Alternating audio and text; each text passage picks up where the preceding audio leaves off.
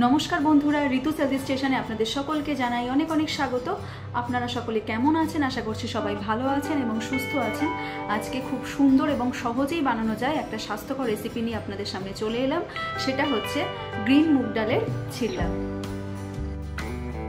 মুগ ডাল চিল্লার জন্য আমি এখানে কল ওঠা গ্রিন মুগ ডাল নিয়ে নিয়েছি। এটা ভেজানো ছিল কয়েকদিন, তো সেই জন্য এখান থেকে কল উঠে গেছে। এটা অলরেডি নরমই আছে, দেখুন এই যে টিপ দিলে ভেঙে যাচ্ছে। তবুও আমি একটু চেষ্টা করছি 1 থেকে 2 ঘন্টা এটা ভিজিয়ে রাখার, তাতে করে একদম স্মুথ পেস্ট হবে। এই যে তো এখানে জল আছে, আমি জলের মধ্যে একটু ভিজিয়ে রাখছি। এটা ভিজুক।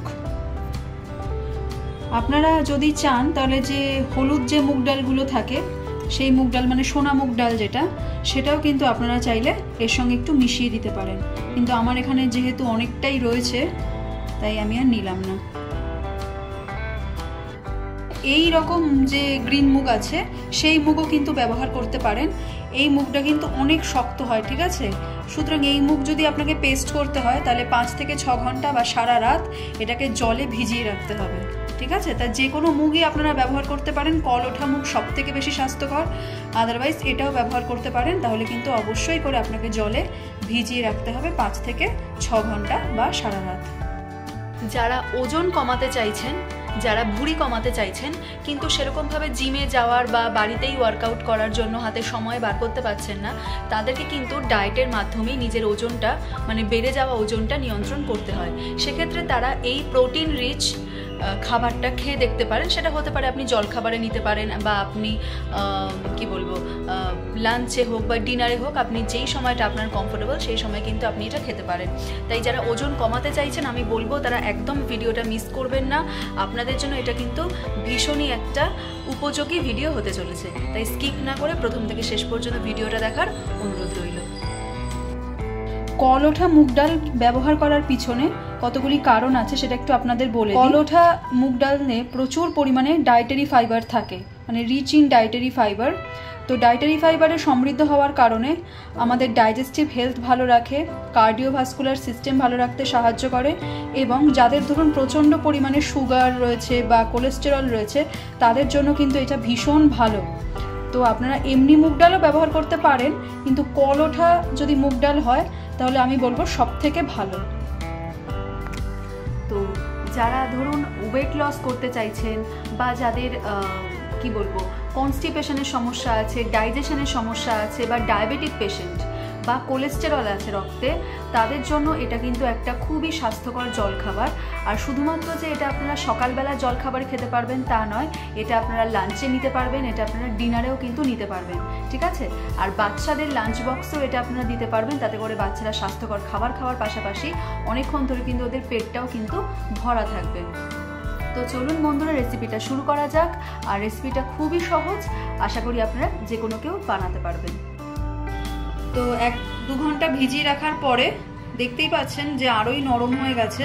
এটা আরও নরম হয়ে গেছে এবং আরেকটু ফুলেও গেছে। এবার এই জলটা ফেলে দিয়ে আরও 1-2 বার আমি একটু ধুয়ে নেব।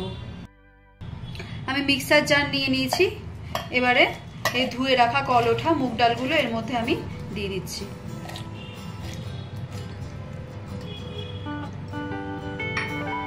দিয়ে দিচ্ছি একটা কাঁচা লঙ্কা, এই 1/2 চামচ মতো একটু জিরে দিচ্ছি। খুব সামান্য পরিমাণে আমি জল দিয়ে দিচ্ছি। খুব বেশি জল দিলে কিন্তু ব্যাটারটা ট্যালট্যালে হয়ে যাবে, তখন ভেজে তোলার সময় সমস্যা হবে। আমি এইটুকু জল দিচ্ছি, পরে প্রয়োজন হলে আরেকটু জল অ্যাড করে নেব। এবারে পেস্ট করে নেব। তো এটা আমি খুলে নিচ্ছি। ঠিক এইরকম কনসিস্টেন্সি আমি রেখেছি। এই যে এর থেকে বেশি জল দিলে বা বেশি পাতলা করলে কিন্তু ওই ভেজে তোলার সময় সমস্যা হতে পারে, তাই জলটা একটু বুঝে শুনে দেবেন। এবার ঢেলে নিই।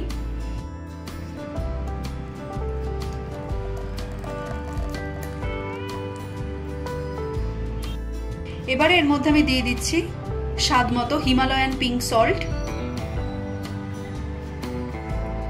1/2 চামচ মতো দিচ্ছি হচ্ছে ধনে গুঁড়ো। যেহেতু আমি জিরে দিয়ে পেস্ট করেছি তাই আমি এখানে আর জিরে গুঁড়ো ইউজ করছি না। পেস্ট করার সময় আপনারা চাইলে একটু আদার কুচি দিয়েও পেস্ট করতে পারেন। যদি আদার ফ্লেভারটা আপনাদের ভালো লাগে তো একটু আদা কুচি বা আদা পেস্ট এগুলো দিয়ে একটু আপনারা ঘুরিয়ে নিতে পারেন। আমি আর দিলাম না, যতটা সিম্পল রাখা যায়। আজকের চিল্লার জন্য আমি ব্যবহার করছি এক্সট্রা ভার্জিন অলিভ অয়েল। আপনারা বাটার ব্যবহার করতে পারেন বা A2 যে দেশি ঘিটা হয় সেটা ব্যবহার করতে পারেন, বা চাইলে সাদা তেল দিয়েও করতে পারেন। তাওয়াটা আমার গরম হয়ে গেছে। এবারে এখান থেকে ব্যাটারটা আমি হাতার সাহায্যে এখানে দিয়ে দিচ্ছি।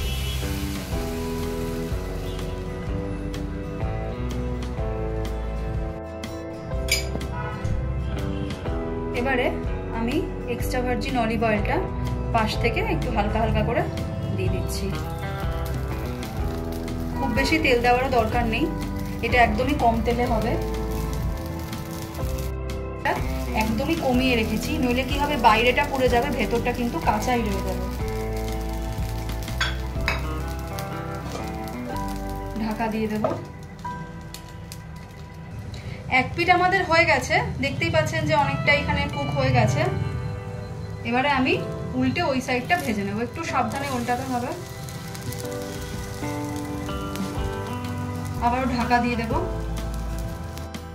আবারও ঢাকা দিয়ে দেব। প্রত্যেকটা সাইড চেষ্টা করতে হবে 2 থেকে 3 মিনিট কম ফ্লেম করে একটু আস্তে আস্তে ভাজতে। তো এটা আমি তুলে নিচ্ছি, ঠিক আছে? তো একই পদ্ধতিতে বাকিগুলো আমি করে নেব।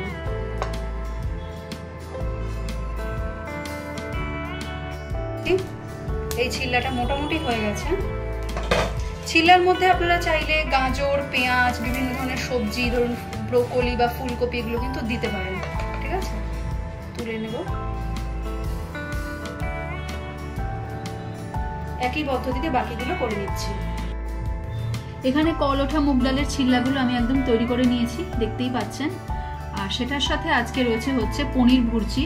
এটা ওই এক্সট্রা ভার্জিন অলিভ অয়েল দিয়ে করেছি, এবং সাথে রয়েছে কর্ন আছে, টমেটো আছে, ইয়েলো ক্যাপসিকাম দিয়ে এটা করেছি, বিনসও আছে। তো এখানে আপনারা অন্যান্য সবজিও অ্যাড করতে পারেন। তো এই রইল আজকে প্রোটিন রিচ খাবার।